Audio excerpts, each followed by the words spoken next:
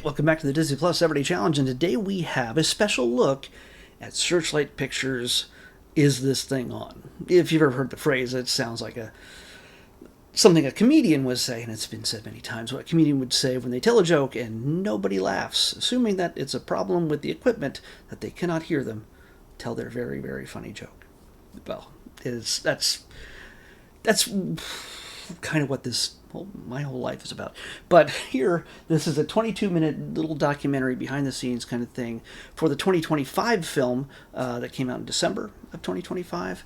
And it's, amongst a lot of others, just kind of got washed away in the wave of Avatar, Fire and Ash, and anything else that came out in December. But yeah, this is one of a number of short sort of documentary previews or behind the scenes kind of things that Disney seems to be putting out, mainly because these are also for your consideration videos that are made and have been distributed over the decades to people in the industry. This is not the kind of thing that normally you get to see as a fan or a moviegoer.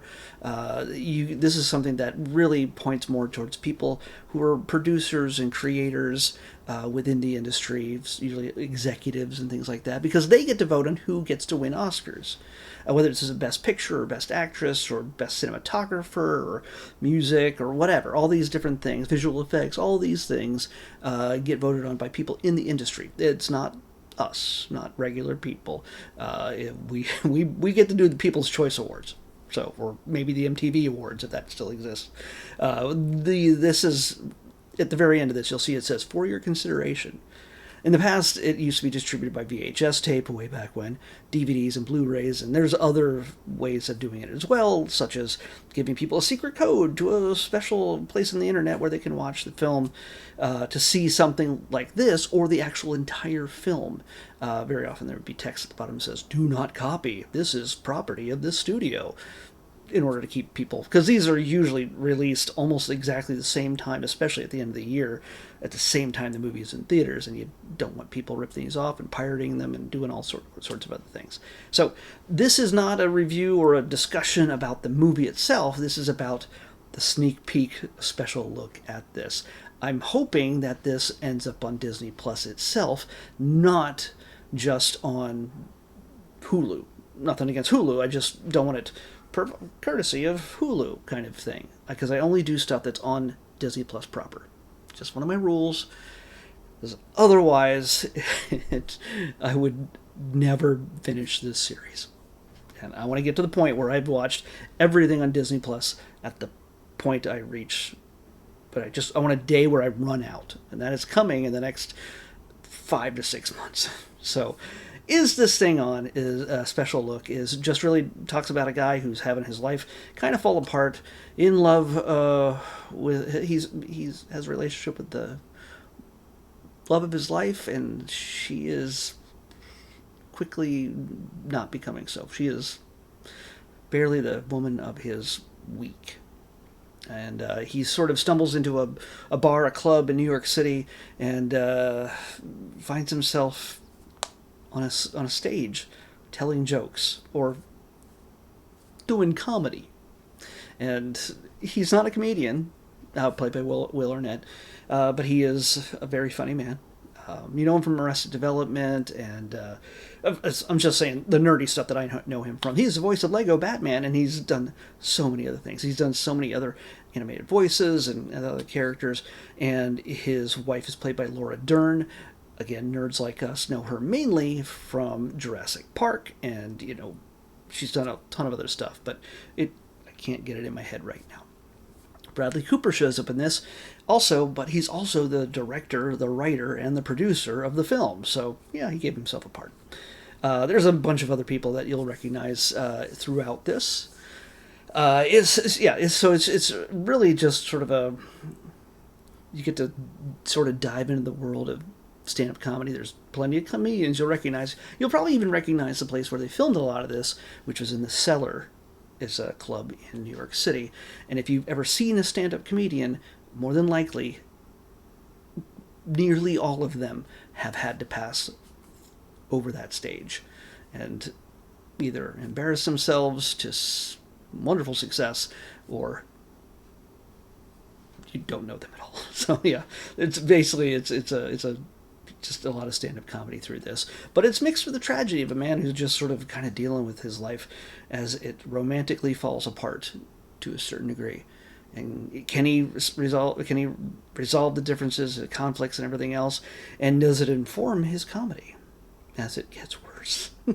That's what I'm assuming it's about. Again, I haven't seen the movie. This is all about what I've seen. Again, in these kind of films, there's discussion about going on. There's when it comes to the music, when it comes to the costumes, when it comes to the choices in sets and comedy and telling a joke, and the evolution of the character, and it's also all about the characters themselves. And so you get a bunch of the actors, including Will and Laura and Bradley and Andra Day, and just a bunch of people. And when you see documentary behind the scenes stuff about movies, there's different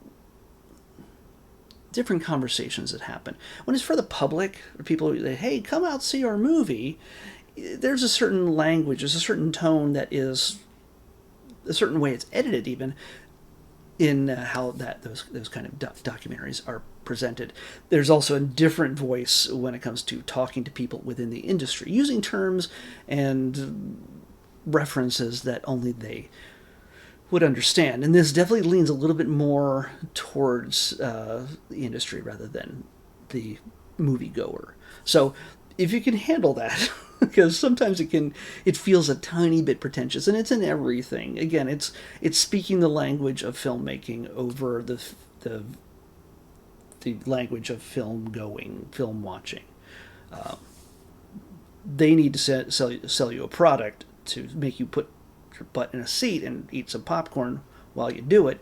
And the other one is to say, hey, we did a really good job. I think this deserves an award. So either way, I think to me it gave me a new insight, rather than, I've seen the trailer, but it gives me a deeper insight into what the movie's all about. Again, I hope this shows up specifically on Disney Plus, just like the other ones that we're going through in this series.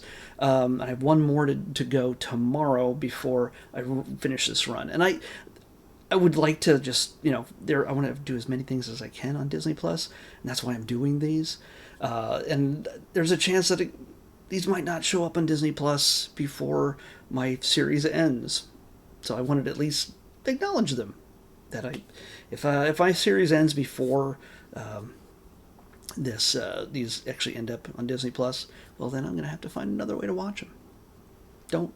Don't just put them on Hulu, please, Disney. So tomorrow we have the final of the 4 that I have seen so far. If we get more in the future, I'll add them. And again, these are chosen; these are not randomly selected, because I saw them and immediately want to get them. I don't want to have me talking about them and then like a week later this movie shows up on Disney Plus for me to watch. No. It probably will happen, because aren't the Academy Awards tend to be in February, mid to late February, once the Super Bowl is done and everything else? Because the audiences so conflict so much. But yeah. So our next one is The Testament of Anne Lee, starring Amanda Seyfried. I really hope I got that right. I've had to step out in nearly every episode to remind myself of what I'm going to be watching next. But if I'll correct it tomorrow if I got this wrong. But The Testament of Anne Lee is on the next Disney Plus Everyday Challenge. I'll see you back here tomorrow with that.